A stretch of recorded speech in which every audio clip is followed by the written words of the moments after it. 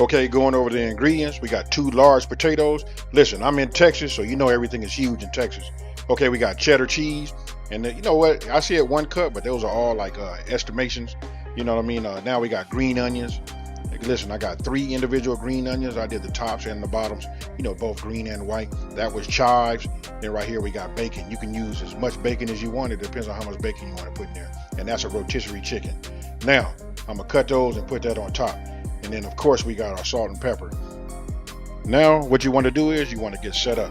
So we're gonna start with our potatoes. First thing you want to do is, you can use any kind of oil, but I'm using right there, that's an extra virgin olive oil. You know, what you want to do is make sure your potatoes, first of all, have been washed, scrubbed and washed, which these have already been done and, you know, and dried. So then what I did was I just coat them. Next thing, you want to get yourself some foil.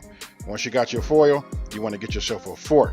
What you want to do is you want to poke it. I poke it around 10 times. Listen, you got to have somewhere for that heat, you know, when it's in that oven, for the heat to escape. And then there's no certain way that you do this right here. Just wrap it up, you know, seal it so nothing gets out, because we want to make sure it bakes evenly. And then you want to do it for your second one, or how many ever ones you're doing. That right there, I'm using my Breville oven. It has already been preheated to 350 degrees. So listen, I put it in. I don't put it on no rack or nothing. I mean, I don't put it on no type of pan. I just put it in there. I set it for 1 hour, and then you know what? Then I check it.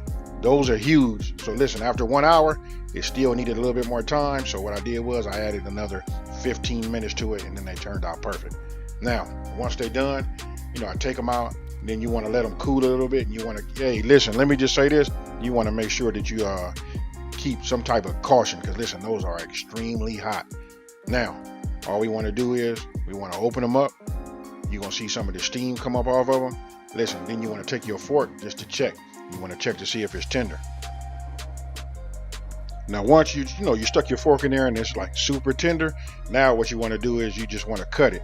I don't cut it in half. I cut it at about 65% above. You know what I mean? So listen, you're going to have a bigger side and a smaller side. That smaller side, you want to go ahead and get you a spoon, and you want to, dish out all of the potatoes and put it into a bowl, as you see right there. And then you want to, I discarded the skin, and then right here, what I'm doing is making it like a little boat. Taking all of this, the potatoes, the potato stuffing, and putting it inside of that bowl.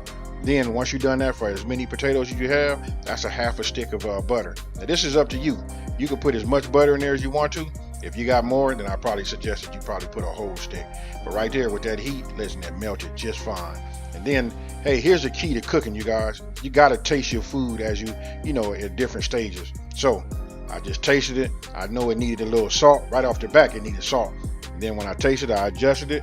And then after that, then I went with the pepper. And then, you do the same thing. Listen, that's essential. That way you don't have no surprises and your food turns out, just awesome. So you want to just make sure it's mixed properly. And then once it's done, you want to go ahead and refill the bigger portions of your potato. So just like you see right there. And of course, you saw that I had used a rotisserie chicken. So listen, I just shredded it, with my hands. I went ahead and just put some shredded chicken on the top. Then put some of this shredded cheddar cheese on there. Once I'm done with both of those, I went back into the oven. And then, it's still at 350 degrees. All I'm going to do is, now this right here, I don't have no time for you. I just suggest you guys keep an eye on it. It only took this right here about 5 or 6 minutes for it to melt your cheese. And there you have it right there. Now, I just went ahead, added a little bit more cheese to it. Now, this is the part where you guys own it and you make it your own. But what you want to do is you just want to decorate it. As you can see, I'm putting more chicken on the top. You know what? I'm going to hit some chicken, a little bit more cheese. I'm going to put some sour cream on it. And then we're going to come back with some of those chives. Hey, you got the picture. This is what you do. Don't forget, you guys can use any type of meat. You know what? You saw that I had put in the description. You can put mac and cheese. You know what? The sky's the limit. And there you have it, you guys.